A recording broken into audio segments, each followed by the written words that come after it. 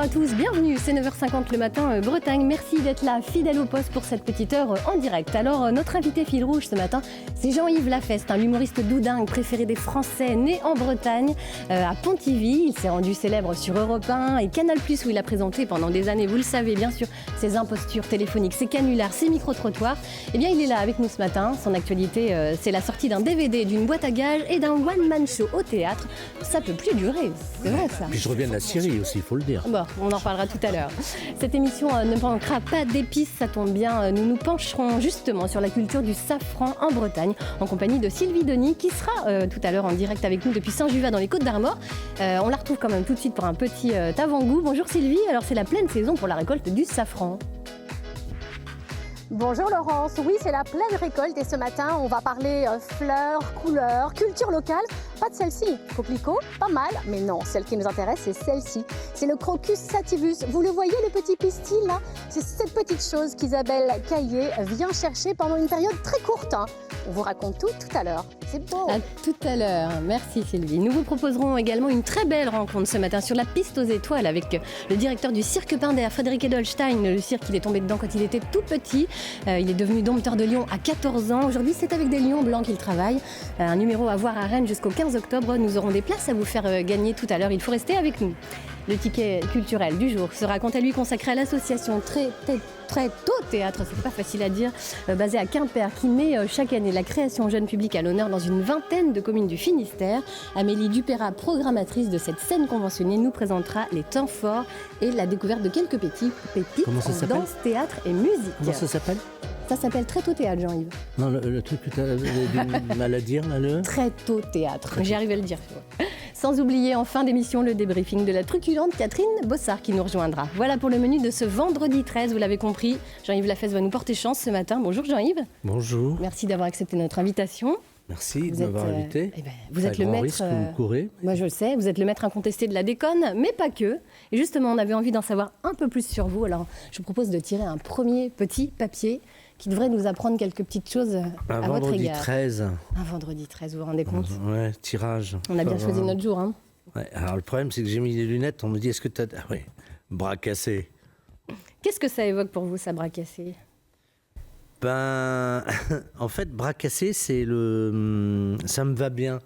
C'est un peu mon pseudonyme, mais que je me donne, que j'assume, moi. Parce que je m'en suis payé des bras cassés et autres fractures. Ça a commencé très petit, d'ailleurs. Le premier bras cassé, à quel âge ? 4 ans. 4 ans. Ouais, dans un manège.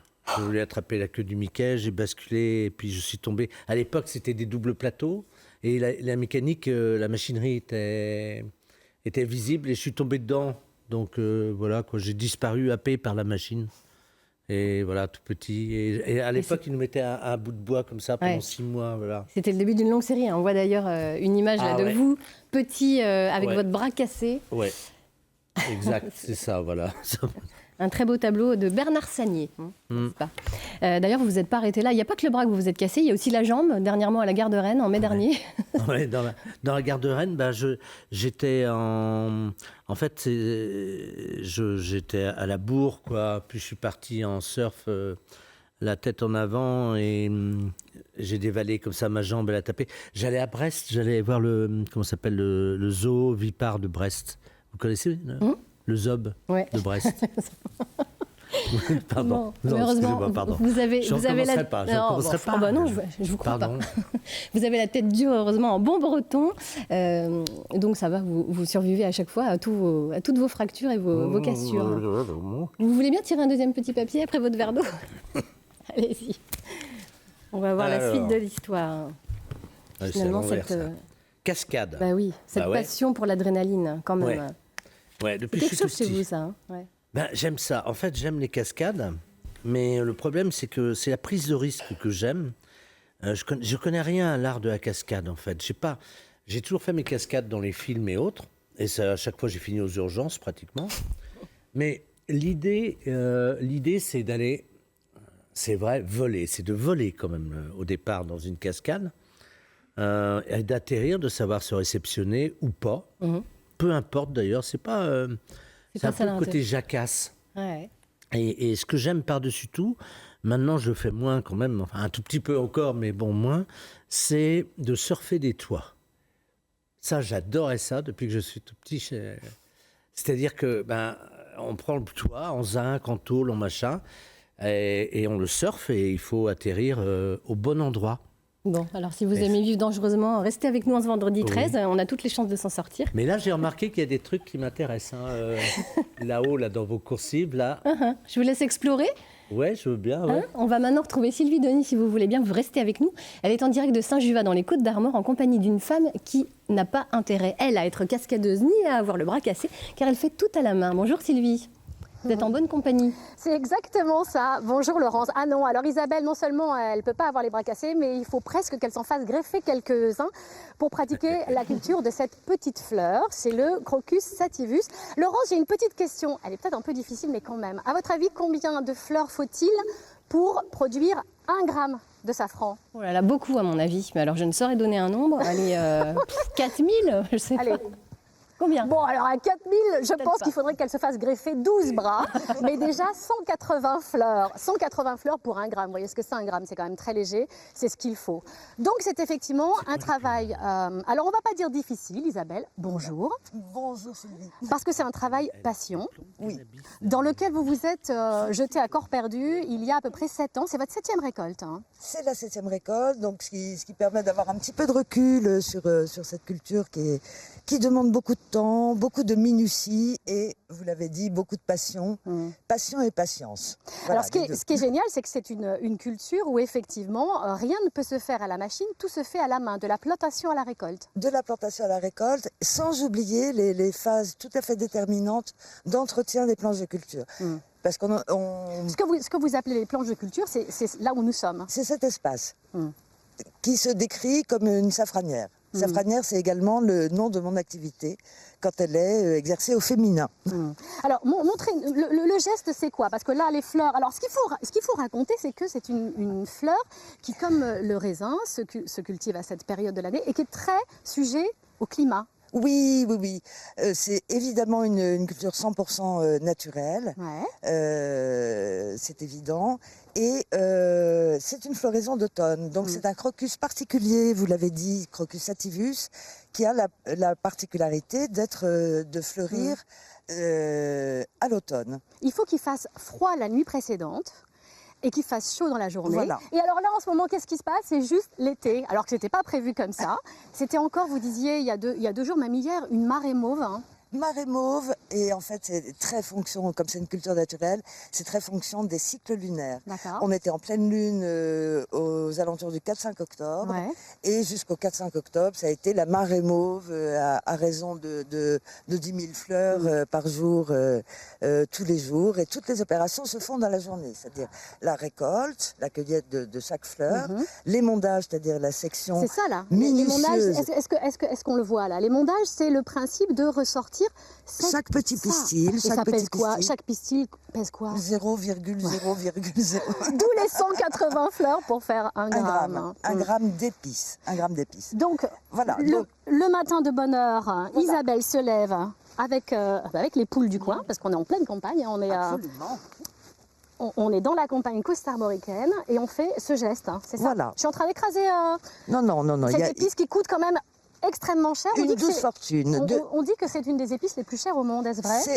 C'est de tout temps et dans toutes les civilisations, cette épice a été extrêmement chère, Ouais. vénérée par pas mal de civilisations. Et de tout temps, ça a été une épice extrêmement précieuse. Et dans la racine de précieux, il y a prix. Il y a le prix. Voilà.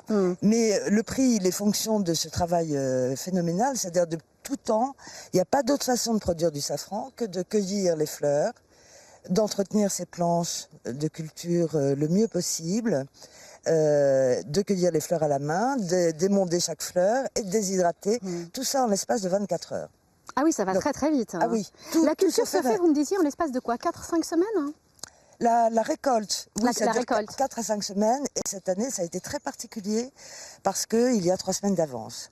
Parce que le Crocus sativus, comme c'est une végétation inversée, attend des vrais signes d'automne pour fleurir. Donc l'année dernière, on a eu 3 semaines de retard parce que l'automne s'est fait attendre. Et là, il Septembre arrive était vite, trop chaud, trop sec. Et octobre aussi. Et là, on est un petit peu en automne depuis le mois d'août. Ouais. Voilà. L'idéal, température nocturne, les vrais signes d'automne. Donc température nocturne avoisinant les 10 degrés. Et dans la journée, il faut qu'il fasse chaud. Dans la journée, chaud, oui. En tout cas, pas Oui, voilà. voilà. Que le soleil, Oui. que le soleil brille. Absolument. Vous avez vu comme elle a le souci du détail, hein. Voilà, assorti à la fleur. On a vu sur on a vu autre C'est merveilleux. tout, hein. Alors, Hein Sylvie, Jean-Yves a Bravo, une vous avez petite vu question à poser à votre invité. Eh, Genre, on a il l'a vu, fait, on a vu quoi. autre chose là. On a vu autre chose que le petit détail là. Alors. Dans le fond derrière vous, sur votre gauche là. C'est quoi vos plants de cannabis? Il fait Vous pouvez ça nous les super montrer bien. derrière, bien cachés là, avant la barrière. Je ne comprends Montrez-nous pas ce ça. que vous dites. Ouais. D'accord, bon, bah, on en dira Derrière pas le plus. cadreur, il est avisé. Eh, le cadreur, il en veut, regarde-le. Jean-Yves Lafesse, vous restez avec nous. Vous avez quitté Pontivy à 16 ans. Après, vous avez bourlingué pendant 4 ans un peu partout. Et vous avez passé votre bac après en inventant des citations de philosophie. C'est pas mal ça quand même. C'était votre première imposture finalement. Ouais, mais j'avais pas le choix. J'avais pas fait de première ni de terminale. J'étais revenu après 4 ans, effectivement. Donc de là, en voyage un peu candidat partout. libre et hop, Voilà. voilà. Donc je l'avais fait passer en candidat libre. Mais à l'époque, l'avantage, c'est qu'il n'y avait pas d'Internet. Il n'y avait pas Il Google n'y avait pour pas la barre vérifier. Google, voilà. Donc le pauvre prof de philo qui s'est retrouvé avec une copie avec des noms d'auteurs tchèques, polonais, enfin j'avais pris des noms imprononçables, j'avais écrit qu'ils n'existaient pas, avec des phrases qui voulaient rien dire. Des trucs que j'avais inventés, mais en plus, Bah, ça a un marché. lendemain de gueule de bois, vous imaginez le charabia, bah, il n'a pas cherché à vérifier, lui. Hein. Et puis c'est passé tout seul, il m'a mis une super bonne comme note. toujours. Voilà. Et voilà. Alors vous vous êtes pas découragé pour autant. Hein. C'est finalement à la radio que vous avez commencé une radio libre qui s'appelait Carbone 14. Ça a été déjà une première expérience assez costaud. Ouais, on a été interdit au bout de 2 ans, cassé. La police est arrivée et a tout pété. Parce qu'on c'est vrai qu'on allait un peu loin à l'époque. Bon, c'est une radio. On vous qui voit était- là d'ailleurs, regardez. On vous voit, on a retrouvé ces images. Eh oui, Ah merde, ouais. du temps de Carbone 14. Ah ouais, quand vous en même, vouliez ouais. déjà. Hein. Il y a plus de 30 ans, ouais. Ouais. Super nana. Oh là là là là là là là là là là là là. Eh, stop là. Oh putain. Ah ben n'empêche que ça n'a pas, Non, mais- ça n'a pas déplu à Radio Nova Oh la vache. qui vous a contacté après en fait. J'avais pas revu ça depuis C'est vrai 25 ans, Ah ouais. 30 ans même. T'avais de gros sexe, Oh ouais. Voilà, sacré souvenir. Ouais, on était ouais, super nana, gros sexe. C'est ça. La fesse et ouais.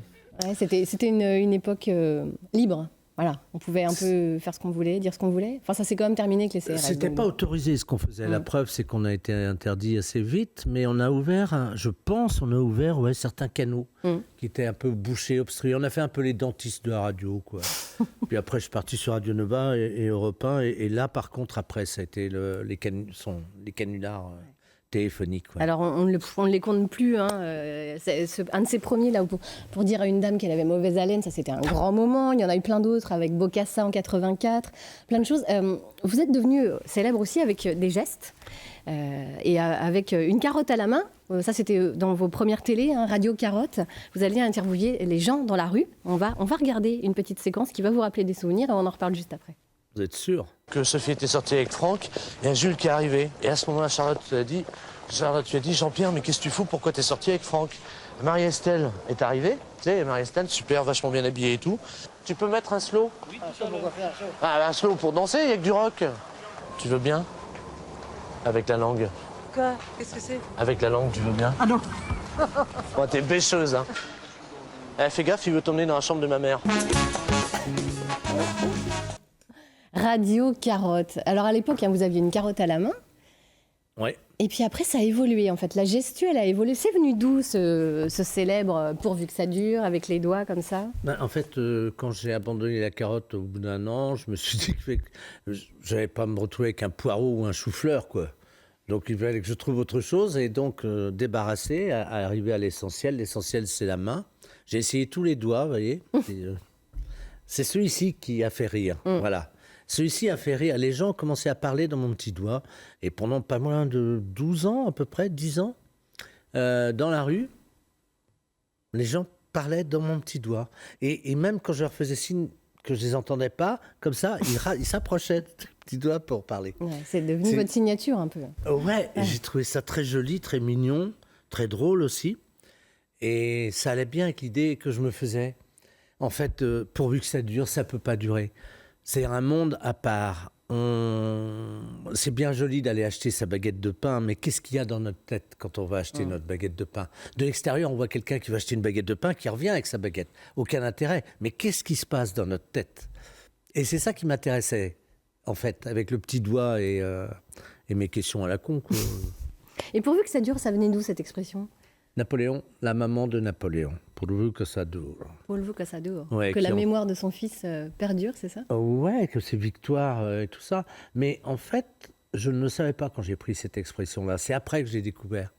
Pourvu que ça dure, pour moi, c'est le symbole de l'absurde, en fait. On y est, mais on est au spectacle. Alors, pourvu que le spectacle dure. Même, il peut y avoir des guerres, des bombes atomiques, des machins et tout. Ce n'est, dans la définition, stricto sensu, que la définition du mot spectacle. C'est un cirque. Enfin, c'est un mauvais cirque, mais c'est un cirque quand même. C'est pas le vrai cirque, mais c'est On en parlera tout à l'heure du cirque, vous verrez. Ouais. Est-ce que vous êtes un clown triste, justement, vous, comme beaucoup d'humoristes, finalement, qui sont assez pessimistes dans l'âme, en fait?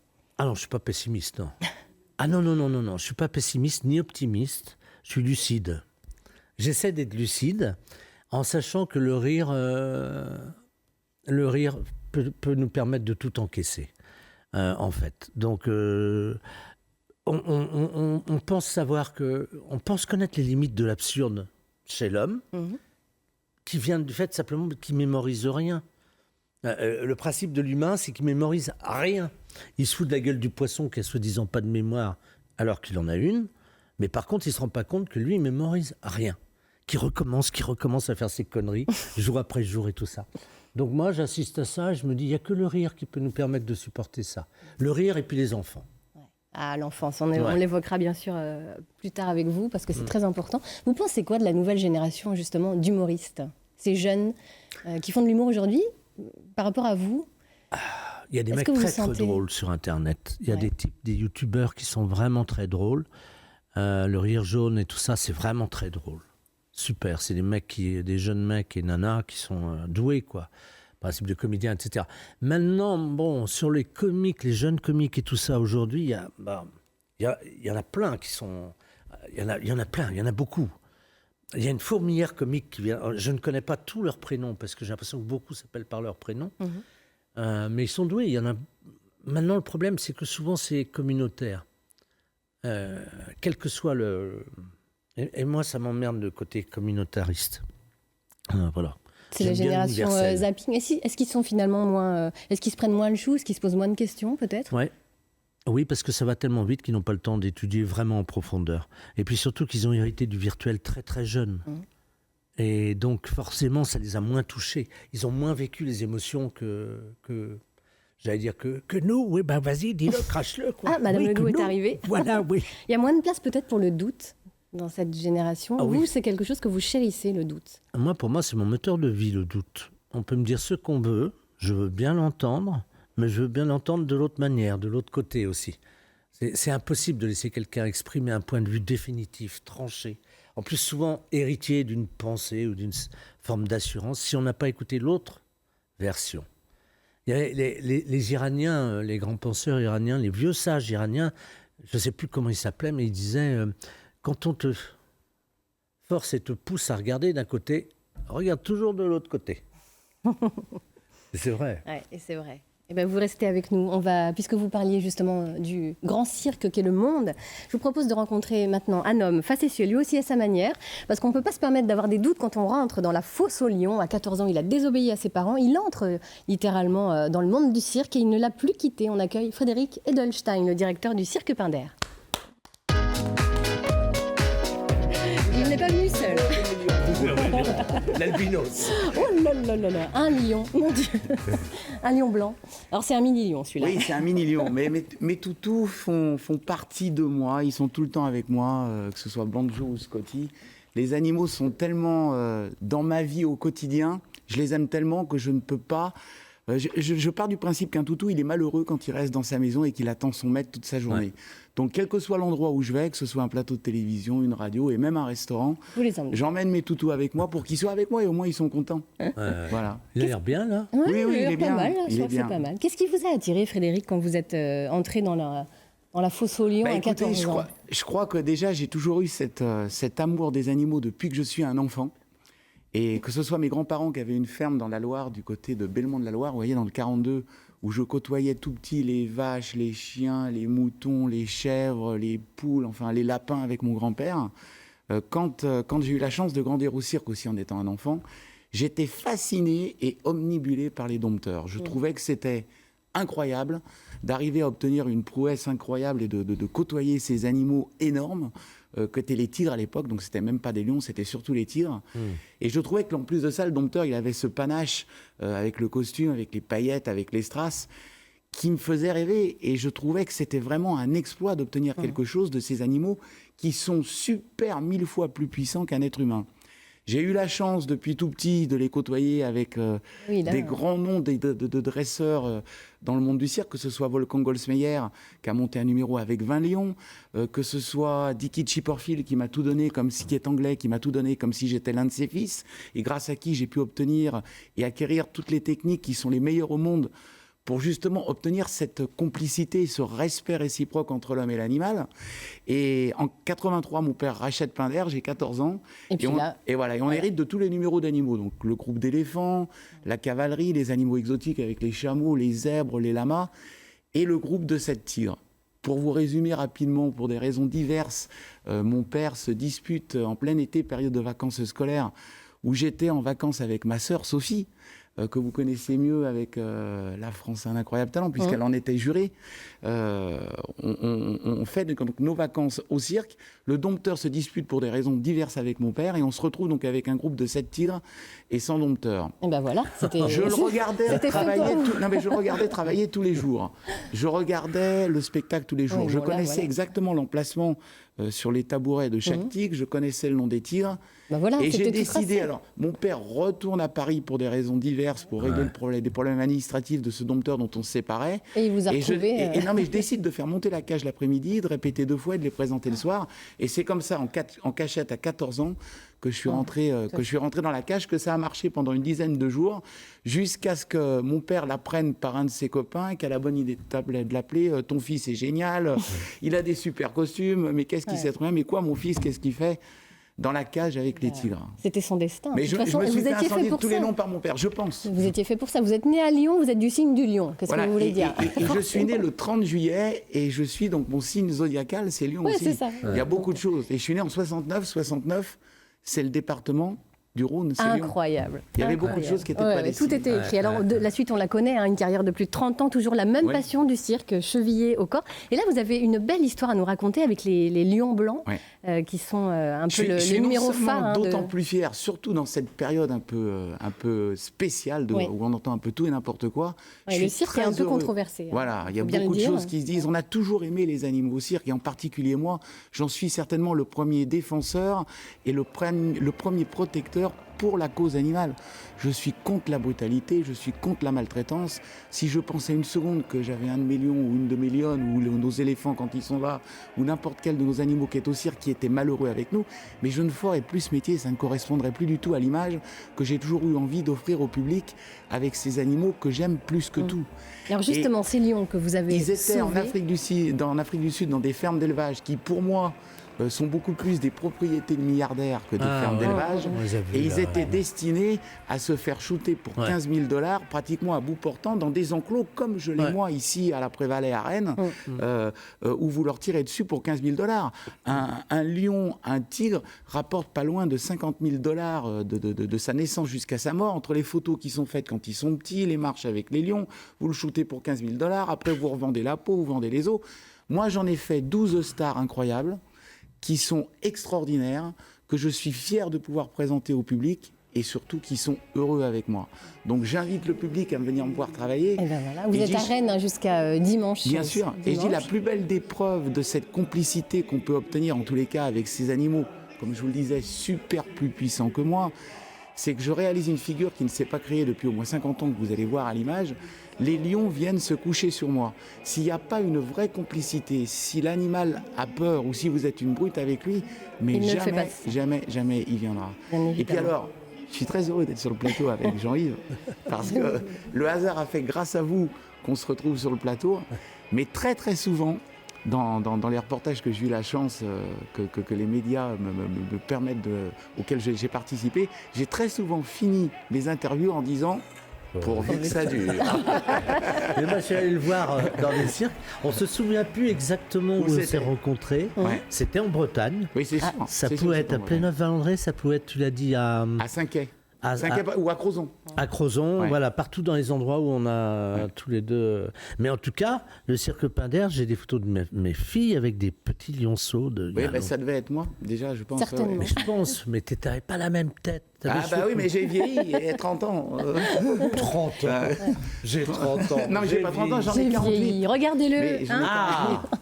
J'en ai 48, mais c'est 30 ans que je suis vraiment, 34 ans que je suis au quotidien avec ces animaux. Ouais. Et donc, automatiquement, le temps a passé. Mais Forcément. c'est vrai que beaucoup de gens me disent, mais c'est quoi le secret, Frédéric? Parce que tu ne changes pas, tu ne changes pas. Je dis, bah, écoutez, je pense que justement, le fait d'être tous les jours en représentation et d'être en spectacle, C'est la passion Parce que en fait, comme vous, du cirque. Ouais. c'est un grand cirque. Donc, Bien sûr. automatiquement, je pense que ça nous permet de garder une certaine condition physique et puis cet amour du public aussi. Bah oui, alors justement, le public, on va s'adresser à lui, on va s'adresser à nos téléspectateurs, puisque nous avons la chance de pouvoir vous faire gagner, grâce au Cirque Pinder, lion. vos places. Pas Oui, un un lion, lion, non, on un va lion. pas vous faire gagner un lion.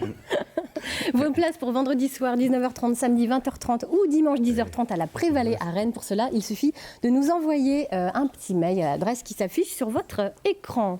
Fils, parce que j'ai l'autre. Ils sont en train de parler. Dans la Vous nous 15, laissez le mini-lion, s'il vous plaît, Frédéric, vous restez Dans la avec nous. 15. Le frère et le fils, non mais pas ça. Votre actualité. Ah, un deuxième lion arrive sur le Voilà, plateau. Mini ça, vous lion. avez les deux chiens. Votre actualité, Jean-Yves, c'est aussi la sortie d'un DVD où on vous retrouve avec votre personnage de Madame Ledoux, Germaine, la Oui. fameuse. On va regarder un petit extrait justement et puis on en reparle juste après. Monsieur. Ah, bah voilà. Venez voir. Je vais me taper un mec. Non. Mais si, ça fait 10 ans que j'ai pas fait la chose. Je vais faire caca aussi. Et voilà. Peut-être pour la balle, Kylian. On dirait que vous avez une urgence. Oui, bah oui, je fais fondre mon suppôt. Je crois que j'ai le coup de foudre. Le coup de foudre. Je peux vous faire un petit bisou sur le... Non, excusez-moi, non, désolé. Mon Et Dieu. voilà, Madame Ledoux, quand même elle ose tout. Même vous avez honte quand vous regardez après la... Je vous- Ah, mais c'est pas moi. Hein. Ah non, c'est pas vous, c'est Ah, c'est Germaine. elle. Ah bah oui. Et de toute façon, elle est schizo. Madame Ledoux, je me souviens, ça, c'est un truc, c'était le matin, on était sur la route avec le convoi du cirque. Et c'était avec, vous disiez, alors attention, si t'es pas gentil, on va aller voir Monsieur le maire. Et Monsieur le maire, il allait dans toute jaune. Oui. Alors, faites attention, quelque chose comme ça. Elle a des ongles noirs. Oui, voilà, oui.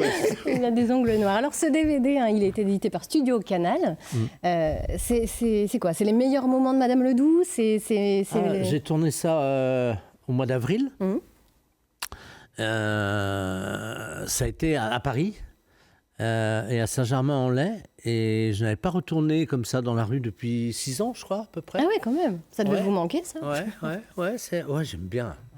Bah, même ce matin, en arrivant ici, je vous cache pas que j'ai vu 2-3 trucs. Je me suis dit. Vous avez fait des dommage. victimes sur le chemin? Entre Non, l'hôtel et mais ici. non, parce que j'étais désarmé, j'avais pas les caméras. Mais Ah. sinon, j'ai repéré 2-3 trucs que j'aurais bien fait.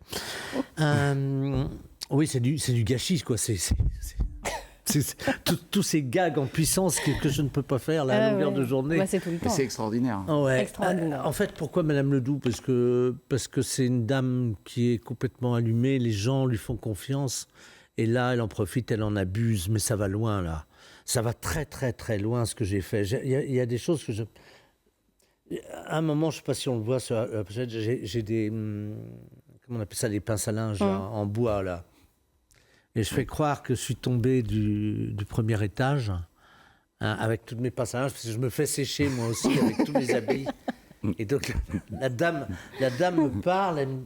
Mais vous êtes tombé de là. Enfin bon, vous verrez. Faut voir, mais- de toute façon. Voilà, ce DVD, c'est allumé, ouais. Germaine Ledoux, Miss France 1936, vous n'avez pas oublié. Voilà, c'est Mais ça. pas oublié. Vous n'avez pas oublié. Alors votre autre... Ah bah tiens, je vous laisse lancer votre boîte à gages aussi, tiens. Allez, Ah avec, oui. avec la voix de Madame Ledoux. Vous avez aussi sorti cette Oui. boîte à gages? Oh bah ça, c'est pas moi qui l'ai faite. Hein. Oh, j'aurais jamais fait quelque chose comme ça, je sais pas faire ça, moi. En fait, pose ils l'ont petit. appelé, ils lui ont demandé de concevoir une boîte de jeu. Dingue. Oui. Et ben, cet abruti-là, il l'a fait, avec ses petites mains. Alors, pas les cartes bleues, qui sont à gauche dans la boîte. Si tu veux ouvrir, Frédéric, Vas-y. tu Alors, vas regarde. voir. Il y a Allez, des Frédéric, cartes. vous allez tester le jeu. Hop, Voilà. c'est C'est génial. parti. Alors, Tu vois les cartes. Alors, je vois. C'est des Joker. gages. Tu veux faire une partie avec des... Ah bah avec les chiens. Alors, qu'est-ce Oui. qu'il faut que je fasse? alors il faut prendre le petit dé. Je tu prends le petit dé. Et tu sors pas le bleu. Hein. Je sors pas le bleu. Les dés ne sont pas du tout Et pipés, qu'est-ce que comme je vous jette pouvez le constater. Ouais. Pas de Vas-y, problème. tu le jettes, oui, là-dedans, oui, partout. Allez. Voilà. C'est quoi? Noir. Noir. Va Joker. chercher. Ah non, c'est Joker. Ah non, c'est le Joker. Non, Ah, alors, un tape autre. une autre, Joker, ouais. encore une fois. Je Ouais, reste ouais, encore tape une une autre. Joker, ça veut dire que tu feras pas le gage. D'accord. Vas-y, tape une autre Ah, bah, couleur. j'ai de la vas-y. chance, alors. Voilà. Jaune. Jaune. Jaune, voilà, très Ah, bien. Voilà. la méga déconne jaune. Voilà. Alors attention. Alors, Donc, tu je prends tire une une carte carte en dans la jaune. méga Ouais. déconne. Ouais. Ouais. Faut que tu l'attrapes On va avec voir. tes doigts de l'autre côté. Faut que tu la fasses sortir. Ouais, en général, on pose les cartes avant. Hein. Voilà. Allez, ça y est, il y en a une qui sort. Voilà, ça y est. Alors. Oh. Non, c'est le Joker. Non, non, la jaune là qui est là. Ah, d'accord. Là. Oui, Voilà, vous alors. l'aviez sorti. Impeccable. Tu vas nous mettre en retard. Oui, voilà. Tu vas nous mettre en Nous retard. deux. Et Voilà, les journalistes, ils vont c'est gueuler. Non? Ah oui, c'est ça. Alors, La chatouillette. Qu'est-ce que c'est que ça? Alors, ah ben oui, on n'allait pas oublier la chatouillette quand même. Deux de vos amis vous tiennent fermement pendant que les autres vous chatouillent des pieds à la tête. Si pendant 1 minute, vous résistez à l'envie de rire, crier ou hurler, vous gagnez 1300 points. À l'issue de ce calvaire, c'est votre voisin de droite c'est le chien. qui est soumis à l'épreuve, mais lui, le pauvre, il n'empochera que 13 points. Joker interdit. Alors, heureusement que j'avais un gars. Hein. Bah, je pense qu'on aura le défi pour la fin de l'émission, c'est clair. ouais, c'est ça. La chatouillette. Jusqu'au Bon, bah, bout, on en finira fait. comme ça avec la chatouillette. C'est parti. Mais tu peux avoir des trucs plus fous. Et où on peut se la procurer? Partout. Partout. Ouais. Génial. Eh ben, Par exemple, tu peux aussi aller sortir une carte qui va t'obliger à aller sonner chez ton voisin. C'est ça. Ou faire le tour du plateau Et j'ai 2 le droit d'en fois. tirer une autre. Voilà. J'ai vu Ah bah ça ça, aussi. ça va, ça. Ça Mais va, tu vas ouais. aller sonner chez le voisin avec ton sac poubelle et expliquer au voisin que tu es trop bourré pour descendre les poubelles. Donc, s'il peut les descendre à ta place. Tu vois? Par exemple. Donc ça, c'est en gros la boîte à gages, c'est super à emmener en soirée avec les amis. C'est voilà. Ouais. C'est le petit objet incontournable pour Oui. s'amuser. En famille ou avec les copains et tout ça. Mais surtout qu'au départ, qu'est-ce que c'est celui-là? Et, allez, Alors un là, autre. c'est excellent. La grosse déconne. Vous devez réaliser un dessin imposé par vos amis. Le dessin doit être simple. Par exemple, une fée se fait poursuivre par une sorcière sur son balai. Ce gage serait tellement plus simple si vos yeux n'étaient pas bandés. 40 points. Bah, vous savez quoi? Je vais vous donner une petite feuille et un crayon, Frédéric. Et puis bah pendant qu'on va retrouver Sylvie Denis, vous allez nous faire le fameux dessin. Ah ouais. Allez, et puis on le retrouve après les. Alors, la Après sorcière. le duvet. Ah bah, dis donc, peut-être quelque chose. Et vous avez alors, Jean-Yves, également une autre actualité, cette fois-ci au théâtre. À partir de fin novembre, début décembre, vous revenez sur scène pour un nouveau one-man show. Pour de vrai. Parce Oui. qu'avant, c'était pour de faux, c'est ça? Un peu. En fait, non, je suis en train de retravailler le. Oui. Ah, oui. c'était ça, en fait. Pardon, je réponds direct, oui. À votre question, oui, tout était faux, bien sûr. C'était un prétexte. Les gens venaient voir mon spectacle en pensant que j'allais sortir des trucs sur ma vraie vie. Ça va pas, non? Ouais. Si on vient au spectacle, c'est pour déconner. Donc moi, je faisais des conneries, mais je les piégeais. Et puis je remarquais que autant ça faisait rigoler la moitié de la salle, d'autres moitiés de la salle rigolaient pas trop. Je voulais savoir pourquoi. Et j'ai compris. Ils avaient la trouille de monter sur scène. J'ai vu, j'ai demandé, on a posé des questions. Il y avait la moitié de la salle qui se réjouissait de voir les mecs qui étaient piégés monter sur scène. Et les autres Puis qui l'autre flippaient. voilà, l'autre moitié qui était comme ça, qui voulait pas y aller. Donc forcément, Forcément. il y avait des... Donc c'était mitigé. Là, je me suis dit, je vais arrêter de les piéger, je vais arrêter de les faire monter sur scène. Comme ça, ils vont rigoler. Voilà, Ils vont je se vais les lâcher. piéger, je vais les faire sortir. Bon, eh ben, Jean-Yves et Frédéric, vous restez avec nous. Frédéric est Ah bah, à je suis l'attention. en pleine Mais vous n'avez pas les yeux bandés, par concentration. contre. Il va Hein. falloir baisser un peu la casquette. Je suis pas encore un. On va Un retrouver tout de suite Sylvie en direct de la Safranière. Sylvie, on ne va pas vous donner un gage, pas tout de suite en tout cas. Est-ce que vous nous entendez? Non. Non. Mais très bien, regardez comme c'est beau, ce sont ces jolies fleurs que cultive Isabelle Caillé. Alors on est rentré à l'intérieur parce que tout se passe à la maison. Il y a une marche d'escalier dans la cuisine d'Isabelle avec qui on est. Isabelle produit donc ce safran. On le disait tout à l'heure, il est très sujet au climat, à la météo. Il y a vraiment des parallèles à faire avec le vin. Absolument, et les parallèles sont nombreux. En fait, la récolte du safran est très assimilable. Et à la même période que les vendanges, il y a des terroirs. Ouais. Toutes les régions de France sont concernées maintenant. L'activité de safran est relancée en France, alors qu'elle avait périclité.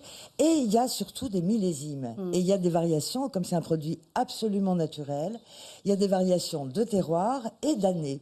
Et les safraniers sérieux ne vendent leurs épices que en filament. Donc ça, c'est le début de récolte 2017, le millésime 2017 que Thierry Théffen... Thierry Théffen nous a rejoints et Thierry a un métier merveilleux. Il cuisine et il fait de la belle et grande cuisine. Vous êtes chef au restaurant des Trois Lunes, qui est un restaurant gastro. Bonjour déjà. Bonjour Thierry. Et oui, un restaurant à Dinan, et j'utilise le safran depuis déjà 4-5 ans avec Isabelle. Ouais. Et on essaye de le travailler beaucoup avec le poisson. Alors c'est une épice, effectivement, on le disait tout à l'heure, c'est une épice qu'en France, on utilise, mais avec parcimonie. Peut-être on est un petit peu effrayé par son prix. Qui peut monter. Et en même temps, Isabelle est partie. En même temps, Isabelle nous disait, là, il y a 1 gramme. 1 gramme de safran, c'est une trentaine d'euros. Ça reste abordable quand même. Oui, en France, le gramme de safran se vend entre 30 et 40 euros. Le gramme, moi je me suis positionnée à 32, je ne bouge pas de ce prix parce que je trouve que c'est un bon prix. Sachant que attendez, ça c'est pour vous. Sachant qu'avec une petite fiole comme ça, 1 gramme, on fait combien de temps? Pour un petit moment. Moi j'en ai pour un mois et demi à peu près. Ouais, sachant que vous tenez un restaurant. Voilà. On n'en fait pas beaucoup. Donc mais vous servez quelques repas. On a pratiquement pour l'année. Ouais. Quelles sont les déclinaisons qui sont les plus intéressantes, en tout cas que vous appliquez dans votre cuisine, Thierry? Ce qu'il faut surtout pour le safran, c'est surtout le faire en infusion plutôt que faut surtout pas le faire chauffer trop fort. C'est-à-dire que si on saisit avec un plat, on le fait avec une volaille ou quelque chose, faut surtout pas aller le saisir pour aller massacrer le safran. Faut le finir en infusion et voire plutôt le mettre dans du lait ou de la crème à infuser avant. Mais on le laisse parce qu'on fait ça avec les gousses de vanille, par exemple. Après, on nous dit de la retirer. Est-ce qu'on fait la même chose? C'est le même principe. D'accord. Sachant qu'il est minuscule, il faut vraiment le repérer. Sauf que là, on le fera pas en deux. Ah bon? Regardez, il est... Alors c'est dommage, hein. Si on gratte, si vous grattez votre écran, vous n'allez pas sentir le parfum de cette merveilleuse épice, mais il est quand même extraordinaire. Hein. Ouais. Hein, c'est pas mal. Hein. Alors, une petite recette, vous nous avez raconté effectivement qu'il faut l'infuser, c'est le meilleur moyen finalement pour qu'il nous diffuse son parfum. Qu'est-ce que vous nous conseilleriez alors? Du style faire des beurres de safran qui est très simple à faire, c'est la base du beurre blanc, mais on va toujours mettre un petit peu de crème aussi pour que la couleur se diffuse aussi, parce qu'il y a la beauté, mais toujours le beurre blanc, le laisser pendant au moins une demi-heure avant de le servir, à température ambiante. Ce qui est assez incroyable, c'est que dans la pièce, avec l'ouverture de ces boîtes, toute la pièce est safranée. Et c'est une épice qui a nul autre pareil. Elle a un parfum qui est vraiment unique. Hein, envoûtant. Ces boîtes-là représentent quoi? Les 3/4 de la récolte 2017, Isabelle? Pas les 3/4. Bon. À mon avis, on est à la moitié là. On est à la moitié. Cette boîte-là, c'est la toute première jusqu'au 4 octobre. Donc c'était la grande marée mauve, je l'appelle la marée mauve, qui était très liée à la pleine lune, parce que comme culture naturelle, c'est très soumis aux lunaisons. C'est pour ça que c'est un petit peu plus calme là en ce moment, parce qu'on est en lune descendante. Mais j'aurai 4 à 5 boîtes comme ça à la fin de la récolte. Toute une année de travail. Si tout se passe bien. Ouais, oui. Toute une année de travail pour 4, bon, certes, grosses boîtes à gâteaux, mais quand même, c'est beaucoup de travail. On est dans le tout petit. Mais dans le précieux. Dans le précieux, et comme l'explique... Mais grand dans la qualité. Voilà, merci beaucoup Thierry. Il va avoir un prix à mon avis. Merci à tous les deux. Thierry Théffen, chef au restaurant des Trois Lunes, c'est à Dinan, et puis la merveilleuse production d'Isabelle Caillé, c'est la safranière des Falins. Ben oui, parce qu'on est sur la terre des Falins. Tout ça est tellement poétique. On la laisse parce qu'elle va retourner gratter la terre, toute jolie qu'elle est comme ça, avec son petit manteau orange. Je vais retourner... Merci Sylvie, et puis dommage que l'émission ne soit pas en odorama, on aurait adoré. Alors nous on est de retour sur le plateau de 9h50 le matin en compagnie de Frédéric Edelstein et de Jean-Yves Lafesse, vous l'avez compris. En plus c'est assorti au fond de l'émission, c'est magnifique. Montrez-nous le dessin que vous avez fait suite au défi de la boîte à gages. Alors il fallait faire une sorcière sur un balai, les yeux bandés. Oui, il avait la casquette dessus. Plus à une fée. Un peu de tableau. Voilà. Elle est sur son balai. Ouais. Donc j'ai pensé que c'était peut-être la fée Pinder, mais en réalité, mon cher Jean-Yves, je me suis rendu compte qu'il s'agissait de Germaine Ledoux. C'est Germaine sur un balai, ben voilà. Elle aime bien les balais. Voilà, c'est un cadeau. Vous êtes chouette. gentil, merci beaucoup. Merci. Il y a les dessins, ce sont les enfants et les grands-enfants qui les adorent, vous le savez bien. On va rester dans ce domaine-là, justement, en accueillant quelqu'un qui, justement, en connaît un rayon dans le domaine. Elle s'appelle Amélie Dupérat. Elle est programmatrice du Très Tôt Théâtre à Quimper. Ça y est, j'ai réussi à le dire. Une scène conventionnée jeune public. C'est l'invité de Sabine Marimurg.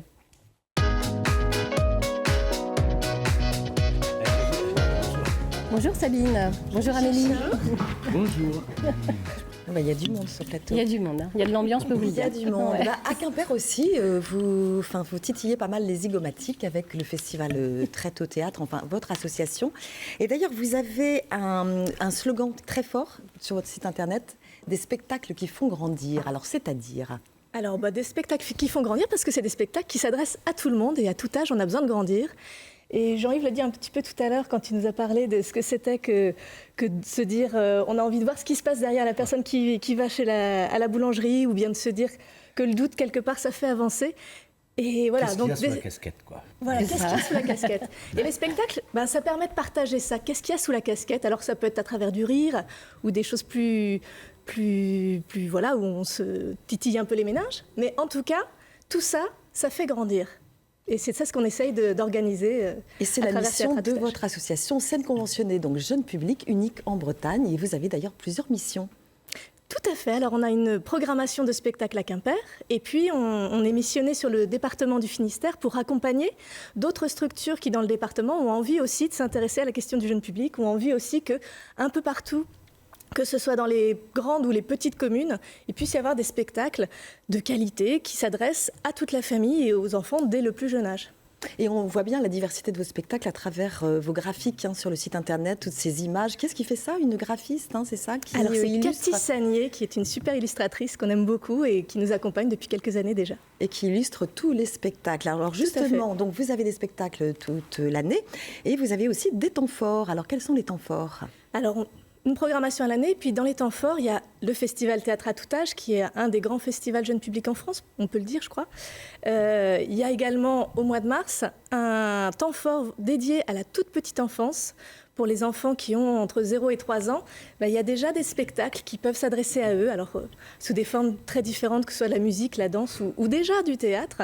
Et ça, c'est un temps fort qui est organisé en partenariat avec la CAF du Finistère. Et du coup, on fait se rejoindre le réseau des théâtres et le réseau des crèches, des haltes-garderies, de tous les professionnels de la petite enfance pour que les parents puissent, avec des enfants tout petits, commencer à découvrir ce que c'est que le plaisir d'aller au spectacle ensemble. Alors parmi les créations, vous avez Où sont les ogres? Le secret, c'est un spectacle qui a été joué au Festival d'Avignon de Jean-Yves Chapalin. Alors Pierre-Yves Chapalin, qui est donc metteur en scène de breton, du Finistère, et il a créé 2 spectacles cette année. Un qui s'appelle donc Où sont les ogres, qui a été créé effectivement au Festival d'Avignon là en juillet, et puis un autre qui vient d'être créé la semaine dernière chez nous à Quimper, qui s'appelle Le Secret. Alors Où sont les ogres, c'est pour les grands enfants à partir de 8 ans, 9 ans, et Le Secret, on est dans la même thématique, mais pour des plus petits à partir de 5 ans. Il avait envie de pouvoir à la fois aller toucher des enfants avec tout la magie du théâtre, dans un théâtre avec de la technique et tout ça. Et puis Le Secret, on est dans la même thématique, mais pour des enfants plus jeunes. Et puis, c'est un spectacle qui est prévu pour pouvoir aller jouer partout, dans des salles des fêtes, dans des lieux qui ne sont pas du tout des lieux de théâtre, mais pour aller vraiment à la rencontre des plus jeunes, là où ils sont. Je peux poser une petite Oui, question. vous pouvez. C'est juste parce que un truc, moi je vais souvent aussi, comme j'ai eu pas mal d'enfants, je les ai accompagnés au théâtre, je les ai amenés au théâtre et tout ça. Comment tu fais pour régler le problème des gamins qui crient et tout ça Tu l'as dit tout à l'heure, il faut les jeter dehors. Donc... Non, mais c'est pas... Ouais, non, mais qui le fait? Est-ce que ce sont les parents qui prennent sur eux? Parce que non, mais j'imagine que tu es confronté à ça. La question, elle est importante parce que c'est la question de l'accueil du public. Ouais. Comment est-ce qu'on accueille des enfants qui, pour certains, viennent pour la toute première fois? Enfin, c'est un truc un peu dingo. La semaine dernière, on avait des petits, c'était leur premier spectacle de leur vie. Et du coup, ils réagissent de manière... C'est pas rien. Forcément... Et pour les parents aussi, c'est pas rien. C'est la première fois qu'ils amènent. Donc déjà, c'est d'étendre un peu tout le monde. veut dire que ça va être un moment de plaisir et un moment de partage. C'est aussi de proposer aux enfants et aux parents d'être ensemble. Pour un petit, de ne pas être tout seul face à des émotions qui peuvent être des émotions fortes, que ce soit parce qu'il se marre ou parce qu'au contraire, il y a un petit peu de tension. Et c'est vrai que moi, nous, on le vit pratiquement quotidiennement dans des séances scolaires. pareil, quand on a 2000 enfants sous le chapiteau, je crois que la plus belle des récompenses qu'on peut avoir en tant qu'artiste, c'est de voir ces yeux émerveillés, étincelants de ces 2000 gosses qui sont sous le chapiteau. Et quand ils voient les animaux et quand ils voient les clowns, parce qu'ils viennent au cirque. Et encore juste à Rennes, là, hier matin, j'entendais donc tous ces gamins qui arrivaient et les petits qui disaient regarde, c'est le chapiteau. Et c'est ça la vraie magie. Et je crois que quand on crée, comme vous le faites vous aussi dans vos spectacles, quand on crée une vraie attraction pour un enfant, on est gagnant à 100%. C'est une attente, quoi. Mais bien sûr, c'est du rêve. C'est du rêve. Et puis derrière le rêve, c'est aussi se poser plein de questions. Et puis, tu parlais du doute tout à l'heure. Quand on est petit comme quand on est grand, il y a des choses qu'on ne comprend pas dans la vie. Et quelquefois, un artiste va vous permettre de mettre des mots ou de mettre partage de cette émotion qu'on a parfois du mal à dépasser quand on est dans la vie quotidienne. Et là, dans un moment un peu exceptionnel que peut être le spectacle, c'est aussi des endroits où on va se nourrir et grandir. Mais parce que du coup, on dépasse des choses. Mais comment tu fais pour qu'ils soient gentils avec toi, les lions? Je dis, ils sont gentils avec moi parce que je suis gentil avec eux. Si je suis pas gentil, ils sont pas gentils. Et c'est pareil pour les clowns, c'est pareil pour tout ça. Je crois que la magie de nos métiers et de nos spectacles fait que c'est fantastique de faire rêver les enfants. En tous les cas, c'est ce qui me fait vivre au quotidien. Et les parents. Et les parents, on est sur exactement. des moments qui sont des moments de vrai partage vivant. À une époque où il y a beaucoup d'écrans, on est tout à coup dans un moment où on est ensemble en vrai. Vous me mettez la honte, là, tous et toutes, autant que vous êtes, parce que le seul rapport que j'ai avec des enfants en bas âge dans le dernier DVD, là, c'est qu'il y a une école et ils gueulent dans la rue, tu vois, et tout, et Madame Ledoux, faut gueule là-dedans. Et il y a la maîtresse qui fait, pour être un peu poli, non? Quoi? C'est seul. Mais pour moi, bon, vous savez très bien, vous avez compris à quel niveau j'étais, bien sûr. Hein. Mais c'est vrai que je pense qu'avec pardon, je t'ai coupé, mais pour moi, le rapport avec l'enfance, quand je suis avec des enfants, en fait, j'ai toujours la sensation qu'on peut aller beaucoup plus loin qu'avec des adultes. Mais bien sûr, évidemment. Oui, c'était Jacques Martin, avec l'école des fans. Il avait vraiment pu voir qu'on pouvait obtenir des choses incroyables des enfants. Mais c'est voir aussi comment, sur un Vogel là-dedans, c'est comment leur faire entendre le second degré. On peut rire de trucs qui au début... Et puis tout à coup, on comprend qu'il y a du jeu et qu'on est dans un moment de complicité. Oui, c'est ce que tu disais tout à l'heure sur le moment de doute, c'est ça, c'est fragile. C'est fragile. C'est fragile. Qu'est-ce qu'il y a de l'autre côté? C'est deux versants de la falaise, quoi. Il est de quel côté? Est-ce qu'il va pas me prendre par la main et m'entraîner dans sa chute? Dans la vie, on est tout le temps là-dedans. Et d'avoir l'intelligence d'en rire et de le dépasser... C'est tout ça aussi qu'on essaie d'accompagner. C'est vrai. Mais là, Jean-Yves, il a gardé son âme d'enfant. Frédéric aussi. Nous tous, finalement, sur ce plateau, on a gardé notre âme. En tout cas, on essaye de garder notre âme d'enfant. C'est un travail de tous les jours. C'est un travail de tous les jours, ça, c'est mais certain. je pense que ça... Enfin, sur la longévité, je pense que dans au niveau du cerveau, c'est très profitable, en fait. Je crois qu'on sera tous centenaires au-delà à cette du table. plaisir. Mais ça ne veut pas dire non plus que les spectacles sont cucul à praline. Enfin, c'est vraiment pas. Ça touche vraiment des thèmes très très profonds. Enfin, quand on voit toutes les créations, enfin de Thomas Lebrun, la telle quelle, enfin la danse, on n'a pas le temps de voir tout ça, mais c'est vrai que c'est étonnant le foisonnement de cette création, puis toute la réflexion derrière qui fait que voilà, c'est très très riche, quoi. Oui, on a de nombreux artistes qui ont vraiment envie de partager avec les enfants et les adultes, parce qu'on est vraiment sur des spectacles qui se partagent, des vrais thèmes. On parle de Tel quel, un spectacle de danse de Thomas Lebrun. On est sur la question de comment est-ce qu'on peut être différent dans une cour d'école et différent dans la vie, parce qu'une cour d'école, c'est pas autre chose qu'une micro-société. Où sont les ogres dont on parlait tout à l'heure, qui se jouera la semaine prochaine à Redon, j'ai dit que je le dirais. Justement, on va dire de consulter votre site internet parce qu'il y a beaucoup à dire. Il y a tellement de choses. Donc, il faut découvrir. Donc n'hésitez pas à consulter le site traitautheatre.com, la page Facebook. Vous le dites mieux que moi, Traite au théâtre. Oui, du mal. Et la page aussi Instagram. Oui, il faut vraiment, voilà. Et merci beaucoup, Amélie. Merci beaucoup à tous. Et bien, vous savez quoi, c'est le temps du débriefing de la truculente Catherine Bossard, comédienne de son état. Et je me demande si elle va pas venir en Madame Ledoux, dites donc. Elle arrive tout de suite. Bonjour. Bonjour. Pardon. Ah, par là. Eh ben voilà. Bonjour. Ça va, Catherine? Je viens là. D'accord. Bonjour. Chouette. D'accord. Et des chiens. J'aime bien les animaux. C'était n'importe quoi pendant qu'il y avait les reportages avec le safran et tout. Les gens, ils n'ont rien écouté ici. C'était n'importe quoi. Moi, j'ai bien écouté, c'était pas du safran. Apparemment. Ah oui, peut-être du cannabis, disait Monsieur Lafesse. Et la dame, elle a dit cucu, lui, il a dit caca. On y est. Alors j'ai rigolé. Et un chien. J'aime bien les animaux. Coucou. Attends, je vais faire. Après, on fait la chatouillette à Laurence Postic. C'est coucou, chatouillette. Gentil. Good boy. Et parce que moi j'ai fait ça, j'ai fait le dessin de monsieur, et là c'est le petit chien, et il pète des arcs-en-ciel, mais j'avais qu'une couleur alors. C'est le moment de faire la chatouillette. Moi, je prends le bras de Laurence comme ici, et puis on peut prendre le bras de Laurence comme là, et puis faire la chatouillette à Laurence. Je prends l'autre bras. Allez, moi je vais essayer de faire ma conclusion comme ça. Monsieur Lafesse, il peut faire la chatouillette aussi. Non. Avec l'affaire Harvey Weinstein, je vais éviter. Je vais éviter. Attention, voilà, ça y est. Qu'est-ce que c'est? Vous voyez, j'étais super bien entourée, impeccable. Il faut vraiment la chatouiller. Merci à tous, merci beaucoup d'avoir suivi cette magnifique émission. Voilà, à suivre l'édition des régions, et puis à 11h20, retrouvez Midi en France en compagnie de Vincent Ferniaud et de toute sa bande. De notre côté, l'actualité, ce sera donc à midi avec l'édition régionale Antoulagade. Et puis quelques instants plus tard, ce sera là. C'est comme ça qu'on s'appelle quelqu'un. J'ai eu mon sourire, toucher les dames. Merci à tous. Je vous souhaite un excellent week-end. On se retrouve lundi. Notre invité fil rouge, ce sera Jean-François Bernardini, le chanteur du groupe corse Imuvrini. Il évoquera les polyphonies, bien sûr, son dernier album Luciole, comme autant de petites lumières qui guident cet homme engagé dans la non-violence. Voilà, très bon week-end à vous. Écoutez, dans la joie et la bonne humeur, 9h50 le matin. Je crois que c'est clair, c'est la bonne heure. Allez, Attends. Là, pour la bonne... Pour changer de couche. Pour la bonne humeur. Merci beaucoup à tous. Excellent week-end. À lundi. Ça va pas? Elle tombe des perches comme ça. Franchement, on n'a pas abusé. Non, ça va, vous êtes bien pris, mais non, ils font ça. Ouais, ça va. Ça aurait pu être pire.